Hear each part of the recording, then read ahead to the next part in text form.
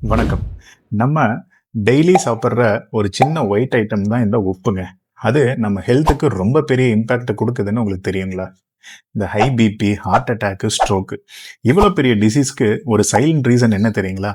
இந்த எக்ஸஸ் உப்பு.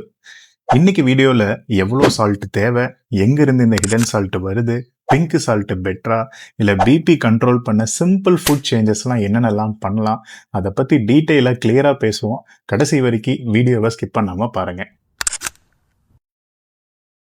ஏன் இந்த சால்ட்டு ரொம்ப முக்கியம், அதே சமயத்துல ஏன் டேஞ்சரஸ்? சால்ட்டு நமக்கு தேவையில்லைன்னு இல்லைங்க. சோடியம் நம்ம பாடியில இந்த nerve signals, muscle contraction, fluid பேலன்ஸை மெயின்டைன் பண்ண ரொம்பவே ஹெல்ப் பண்ணும். இந்த டூ மச் சோடியம் என்ன பண்ணும்னா பிளட் ப்ரெஷரை இன்க்ரீஸ் பண்ணி பாடியில் இருக்கிற வாட்டரை ஹோல்டு பண்ணி பிளட்ல வால்யூமை ஜாஸ்தி பண்ணி பிபியை இன்க்ரீஸ் பண்ண வச்சிடும்.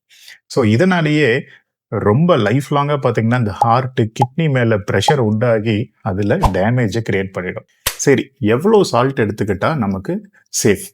WHO அப்புறம் இந்தியன் கைட்லைன்ஸ் என்ன சொல்லுதுன்னா மேக்சிமம் 5 கிராம் பெர் டே நீங்க, அதாவது ஒரு டீஸ்பூன் தான் எடுத்துக்கணும்னு சொல்லுது. ஆனா இந்தியால ஆவரேஜா பாத்தீங்கன்னா ஒரு 8ல இருந்து 10 கிராம் ஒரு நாளைக்கு எடுத்துக்கிறாங்க. ரொம்ப பேரு எக்ஸஸா எடுத்துக்கிறாங்க, அது யாருக்கு தெரியாமே எடுத்துக்கிறாங்க. ஸோ இந்த ஹிடன் சால்ட் எங்கெங்கெல்லாம் இருக்கு? நீங்க வீட்டுல என்னதான் சமைக்கும் போது உப்பை கம்மியா போடுங்க, மத்தியானம் சாப்பிடும் போது உப்பு கம்மியா ஆட் பண்ணிக்கோன்னு நம்ம சொன்னாலுமே இந்த ஹிடன் சால்ட் இந்த ப்ராசஸ்டு ஃபுட்டில் நிறையவே அதிகமாக இருக்கு.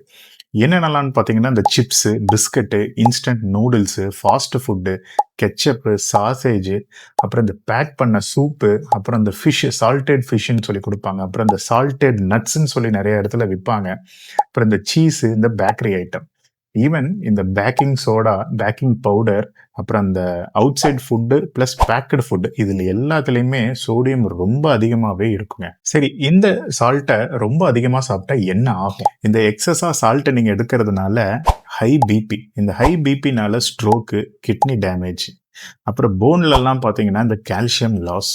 அடுத்து இந்த சோடியம் பொட்டாசியம் அதோட ரிலேஷன் என்னன்னு நம்ம பார்ப்போம். இந்த பிபி கண்ட்ரோல் பண்ணணும்னா சால்ட் கம்மியா எடுத்துக்கணுங்கிறது மட்டும்தான் எல்லாத்துக்கும் தெரியும். பட் இந்த பொட்டாசியம் அதிகமா எடுத்துக்கணும்னு யாருக்குமே தெரியல. இந்த பொட்டாசியம் என்ன பண்ணும்னா எக்ஸஸா எடுத்துக்கிற சால்ட்டை யூரின் வழியா வெளியே ரிமூவ் பண்ணி பிளட் வெசலை ரிலாக்ஸ் பண்ணி பிபியை கம்மியாகும். இது ரொம்ப பேருக்கு தெரியாது.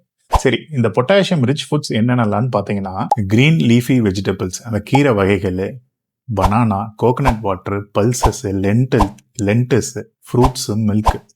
இந்த டெய்லி வெஜிடபிள்ஸும் பிளஸ் ஃப்ரூட்ஸ் எடுத்துக்கிட்டே இருந்தீங்கன்னா பிபி நேச்சுரலாகவே கம்மியாகுங்க. அப்புறம் இந்த பிங்க் சால்ட் அப்புறம் ராக் சால்ட் பெட்டரா அப்படின்னு பார்த்தீங்கன்னா எந்த ஒரு பெரிய வித்தியாசமுமே கிடையாதுங்க. எல்லா சால்ட்ஸ்லையும் இந்த சோடியம் குளோரைட் தான் இருக்குது.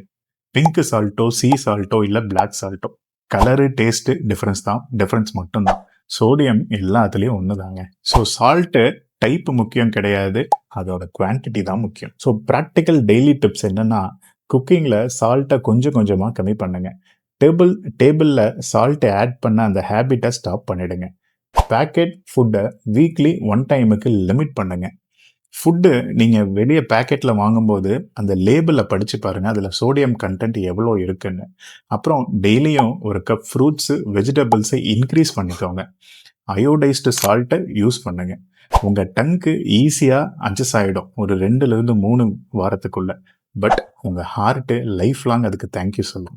நன்றி.